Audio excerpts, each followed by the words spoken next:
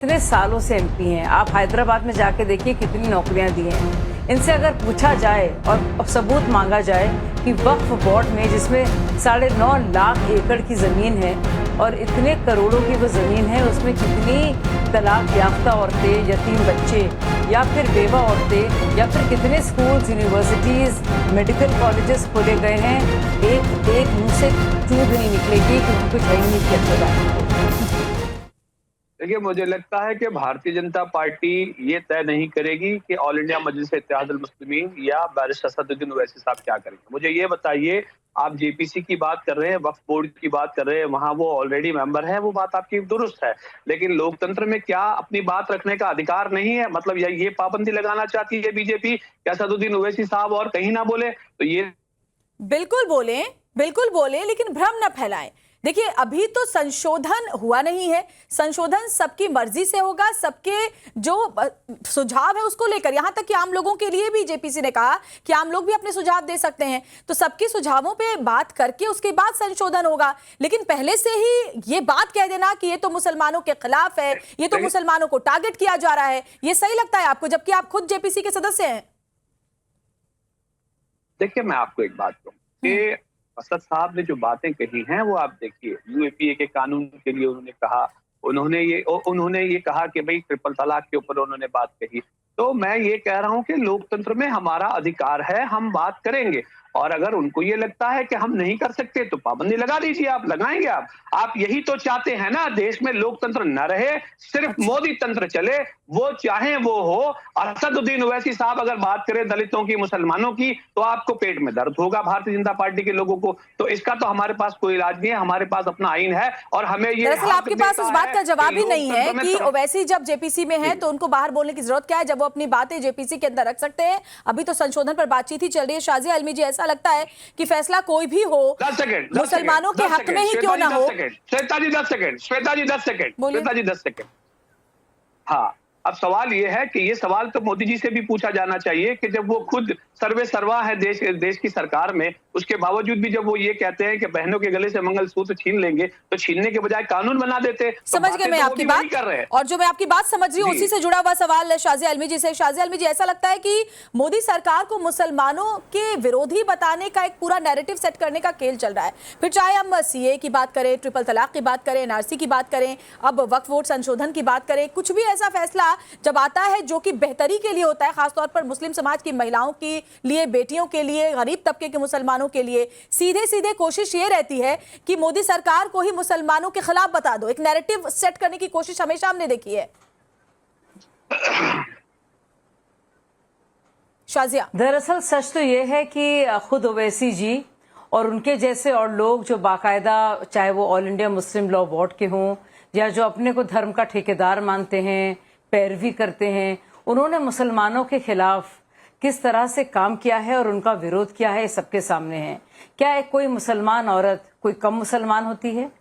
क्या तलाक बिद्दत को ख़त्म करना, जो कुरान का हिस्सा भी नहीं था, कुरान शरीफ में उसका जिक्र भी नहीं है, और बिद्दत का मतलब इनोवेशन है, तो क्या कुरान के सम्मत बात करना, कुरान को मद्देनजर बात रखना, वो भी क्या किसी तरह से मुस्लिम विरोधी है? तो ओवैसी जी की एक एक बात में झूठ झलकता है। और देखिए, इतने सालों से एमपी हैं। आप हैदराबाद में जाके देखिए कितनी नौकरियां दी हैं। इनसे अगर पूछा जाए और सबूत मांगा जाए कि वक्फ बोर्ड में जिसमें 9.5 लाख एकड़ की ज़मीन है और इतने करोड़ों की वो ज़मीन है, उसमें कितनी तलाक याफ्ता औरतें, यतीम बच्चे या फिर बेवा औरतें या फिर कितने स्कूल्स, यूनिवर्सिटीज़, मेडिकल कॉलेजेस खोले गए हैं, एक मुंह से चूं भी नहीं निकलेगी क्योंकि कुछ है ही नहीं बताने को। और सब जानते हैं सीए को लेकर उन्होंने क्या किया था, किस तरह से मुसलमानों को डराया था। तो दरअसल अगर कोई मुसलमानों के खिलाफ लगातार सालों साल से काम कर रहा है तो वो पार्टियां हैं जो अपने को सेक्युलर कहती हैं। मुसलमानों को बेवकूफ़ बनाओ, जहालत में रखो, उनके लिए उनको पढ़ाई लिखाई के अवसर ना दो। वो वोट जिहाद के काम के हैं। वो जिताते रहे ओवैसी खानदान को, वो जिताते रहे अखिलेश खानदान को, वो जिताते रहे। ठीक है, जवाब बिल्कुल शाजिल जी। फाजिल अहमद जी से मैं जवाब लेती हूँ इस बात का। जहालत में रहे, फाजिल अहमद जी, गुर्बत में रहे। अगर वक्फ बोर्ड में महिलाओं की भागीदारी बढ़ेगी, अगर वक्फ बोर्ड में जो गरीब तबके का मुसलमान है उसकी भागीदारी बढ़ेगी, वक्फ बोर्ड हमेशा ये दावा करता है कि हम गरीब मुसलमानों के हक में काम करते हैं, लेकिन गरीब मुसलमान तो और गरीब मुसलमान होता जा रहा है। वक्फ बोर्ड में संशोधन पे एतराज किस बात पर है, यही तो समझना मुश्किल है। जवाब दे जरा।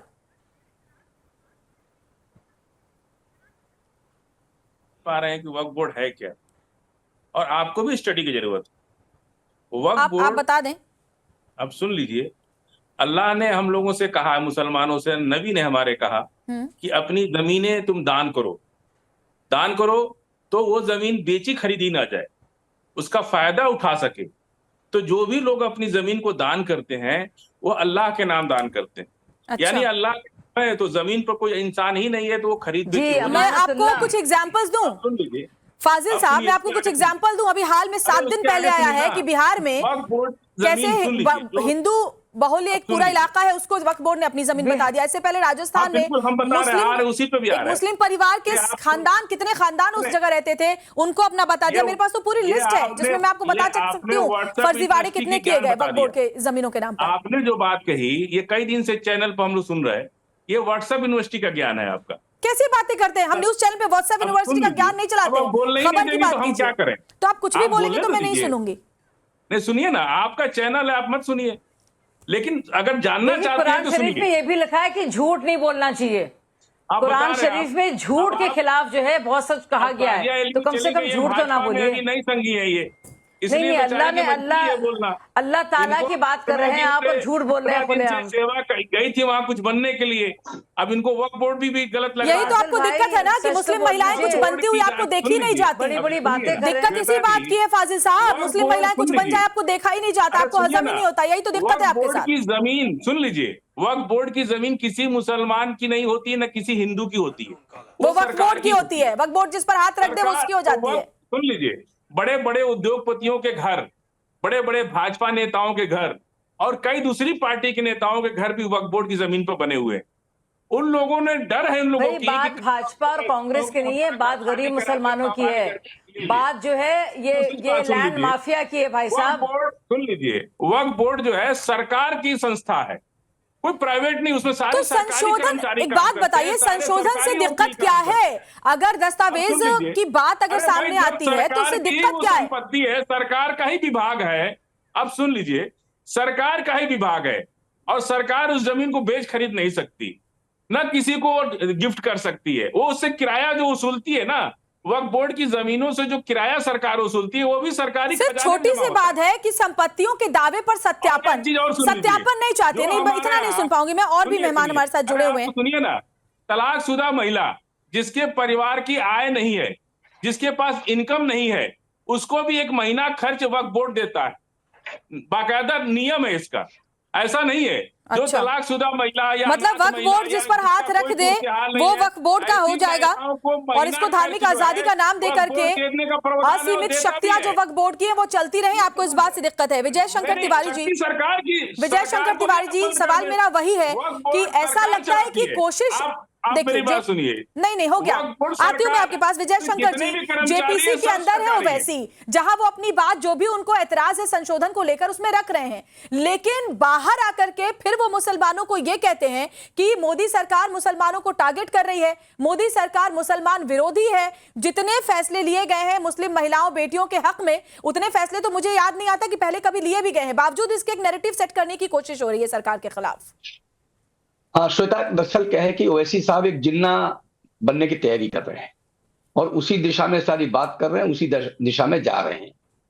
अभी हमारे मित्र बात कर रहे थे कि ये लोकतंत्र है, लोकतंत्र में सबको कुछ बात करने का अधिकार है, बिल्कुल बात करने का अधिकार है, डंडा घुमाने का भी अधिकार है, लाठी घुमाने का भी अधिकार है, लेकिन उसका डंडा दूसरी की नाक में न लगे, उतना लोकतंत्र है हमारे यहाँ। लेकिन अगर नाक में लगेगा तो उसका विवाद पैदा होगा।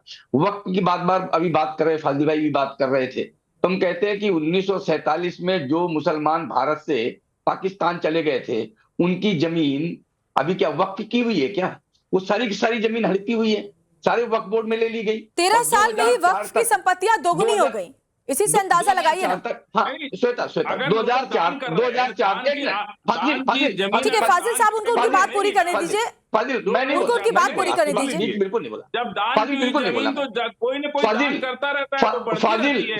फाजिल मैं आपके एक भी कमेंट नहीं किया, मेरी बात सुन लो, इसके बाद बोल लेना।